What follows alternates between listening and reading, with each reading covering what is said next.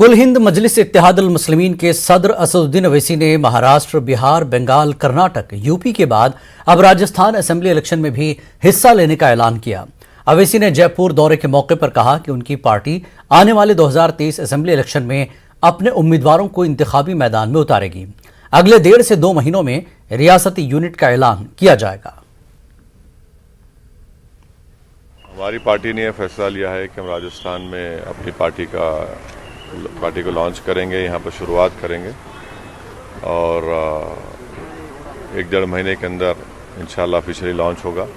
राजस्थान के मुख्तलिफ मकामात पर जाकर ज़िम्मेदार हजरात से बातचीत करेंगे, उनसे मशवरा करेंगे और बहुत से लोगों को हम और जोड़ने की कोशिश करेंगे और उसके बाद फिर पार्टी का काम शुरू हो जाएगा। हम यूपी के इलेक्शन में मसरूफ़ हैं, 1-1.5 महीने के अंदर इंशाल्लाह पूरा सही पिक्चर सामने आ जाएगा। जो सिखाया गया वो तो 15 अगस्त 1947 को पंडित नेहरू वज़ीर आज़म थे, वो हम लोग उसको यौम आज़ादी मनाते हैं।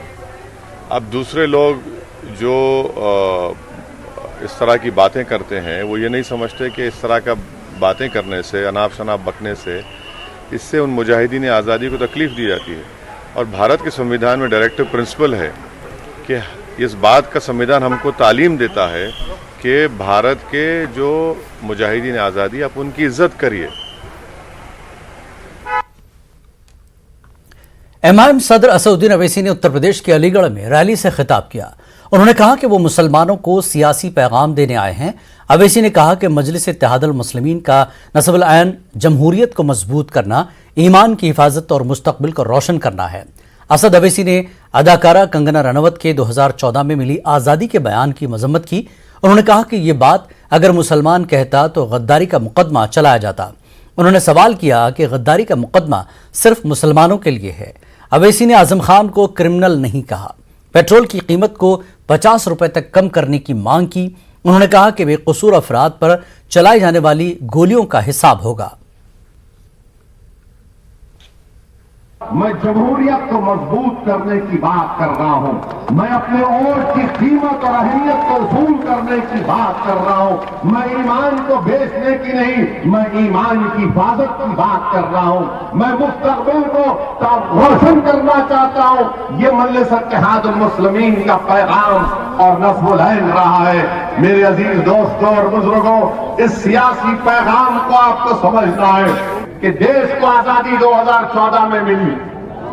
अगर वो बात मुसलमान कहता है तो यूएपीए लग जाता, उसको जेल में डाल और बोलते तूने गद्दारी की। मगर वो रानी है, आप महाराजा हैं, कोई कुछ नहीं करता। वो क्वीन है और आप किंग है, आप कुछ नहीं करते। क्यों नहीं करते? किसी ने इंडिया पाकिस्तान के मैच में कुछ लिख दिया गलती से तो बाबा ने कहा गद्दारी का इल्जाम लगा के जेल में भिजा दिया जाएगा। बोलो बाबा। मैं उत्तर प्रदेश के मुख्यमंत्री से पूछ रहा हूं, मैं देश के प्रधानमंत्री नरेंद्र मोदी से पूछ रहा हूं, क्या देश 47 में आजाद हुआ या 2014 में आजाद हुआ? बताओ। और अगर ये गलत है तो क्या देश के प्रधानमंत्री और उत्तर प्रदेश के मुख्यमंत्री गद्दारी का इल्जाम लगाएंगे सेडेशन का? क्या सेडेशन सिर्फ मुसलमानों के लिए? क्या सेडेशन सिर्फ नौजवान तालिब इल्म और तुलबा के लिए? खाली एक बयान आ गया बीजेपी से कि इस बयान से हम नहीं मानते। नहीं मानते तो फिर हम जब बोलते हैं तो हम पर मुकदमा क्यों? हम कभी कहो कि तुम्हारी बात को नहीं मानते, मगर तुम जो चाहे मन घड़त बातें अनाप शनाप बकते रहोगे। अगर हम इज़हारे ख्याल करेंगे, हमारी राय तुमसे मुख्तलिफ होगी, तुमको पसंद नहीं आएगी तो जेल मेरा मुकद्दर या गोली मेरा मुकद्दर बना दिया जाता। अच्छा ये बताइए होम मिनिस्टर साहब, आपने ये बताया कि ये मुसलमान क्रिमिनल है जो हम नहीं मानते आजम को क्रिमिनल। कोर्ट ने भी कोई फैसला नहीं दिया और जब फैसला देगा मगर हमको ये बता दीजिए कि आपका होम मिनिस्टर, आप ही के मिनिस्ट्री में मिश्रा साहब मिनिस्टर है, उनका बेटा क्या जेल में फूल बेचने के लिए गया? जेल में क्योंकि उसने 4 किसानों को अपनी गाड़ी से रोन दिया, अपनी राइफल से गोली चलाकर उनका कत्ल किया, और आप उसको अपना मंत्री बनाकर अपने बगल में बिठाकर लखनऊ में कहते हैं कि मैंने टेलीस्कोप से दूर दूर तक देखा, कोई क्रिमिनल उत्तर प्रदेश नजर नहीं आया। तो किसी ने कहने वाले ने कहा अमित शाह बहादुर खड़ा है, तुम सामने देखो बहादुर खड़ा है। जब आप 20 रुपये कम कर सकते हैं तो आप 40-50 रुपये भी कम कर सकते हैं, क्यों नहीं करना चाह रहे आप? गरीबों का वोट लेंगे और गरीबों का खून भी चूसेंगे, और महंगाई गरीबों को मार रही है।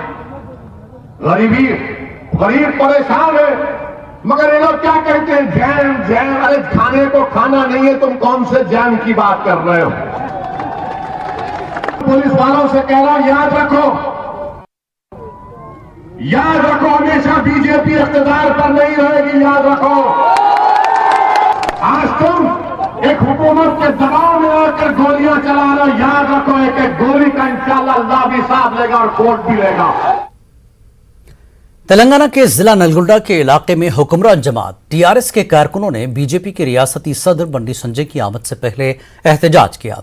एहतजाजियों ने बंडी संजय के खिलाफ नारेबाजी की। रबी के मौसम की फसल के दौरान धान की खरीदारी की मरकज से यकीन दहानी कराने का मुतालबा किया। बंडी संजय की आमद से तकरीबन 1 घंटा कबल नलगुंडा के रुकन असेंबली के भोपाल रेड्डी ने पार्टी लीडरों के साथ आईकेपी सेंटर का दौरा किया और किसानों से ख्वाहिश की कि वो रबी में धान को हासिल न करने मरकज के फैसले से मुताल्लिक बंडी संजय से सवाल करें। भोपाल रेड्डी ने वाज़ेह किया कि बीजेपी लीडर को आईकेपी सेंटर के दौरे का कोई अखलाकी हक नहीं है। वाज़ेह के धान की खरीदी के मामले पर रियासती हुकूमत ने मरकज के खिलाफ ऐलान जंग किया है और टीआरएस की जानिब से एहतजाज किया जा रहा है।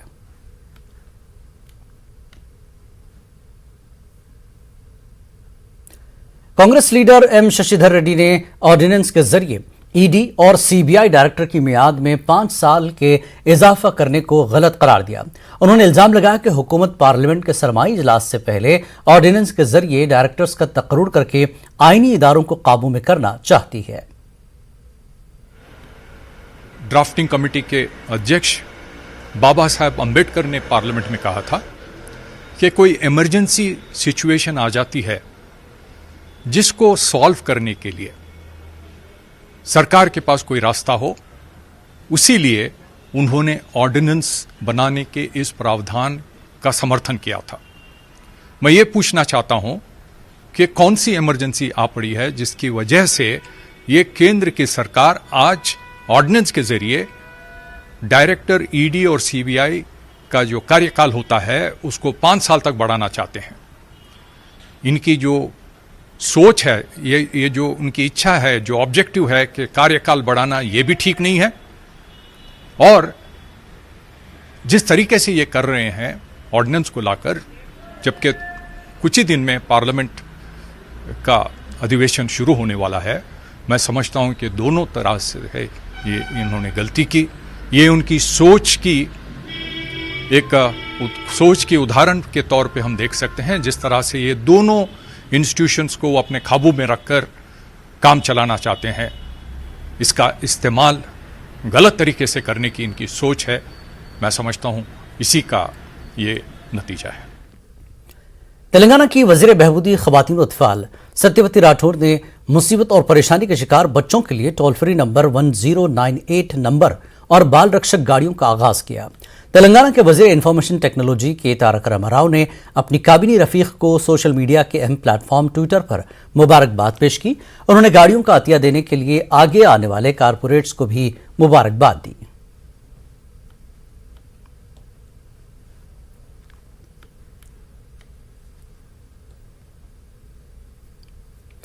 तेलंगाना के जिला सिद्दीपेट कलेक्टर वेंकट राम रेड्डी ने अपने ओहदे से इस्तीफा दिया। उन्होंने चीफ सेक्रेटरी सोमेश कुमार से मुलाकात करते हुए अपने इस्तीफे का मकतूब हवाले कर दिया। बताया जाता है कि वेंकट राम रेड्डी बहुत जल्द टीआरएस पार्टी में शामिल होने वाले हैं और चीफ मिनिस्टर चंद्रशेखर राव उन्हें काउंसिल का रुकन बनाने का इरादा रखते हैं।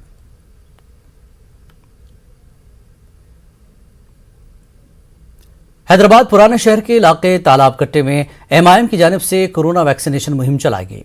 इब्तदाई सदर एमआईएम तालाबकट्टा ने टीकाकारी मुहिम की निगरानी की। उन्होंने बताया कि खुसूसी मुहिम के दौरान हजारों अफराद को टीका लगाया गया। उन्होंने आवाम से कोरोना से महफूज रहने के लिए टीका लगाने के लिए आवाम से अपील की।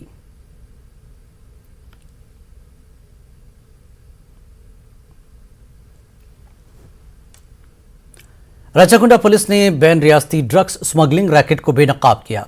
पुलिस ने बोडपल में इंटेलिजेंस इत्तला पर कार्रवाई करते हुए ड्रग्स स्मगलिंग के इल्जाम में 3 अफराद को गिरफ्तार किया है और मुलजमीन के कब्जे से 1240 किलो गांजा और Innova car, Tata AC, Tata indica, mobile phones, 5000 रुपए नकद, जिसकी जुमला मालियत 2,08,05,000 रुपए बताई गई है, जब्त कर लिया। राचाकुंडा पुलिस कमिश्नर ने बताया कि यह गैंग आंध्र प्रदेश से मुंबई ड्रग्स स्मगलिंग कर रहा था।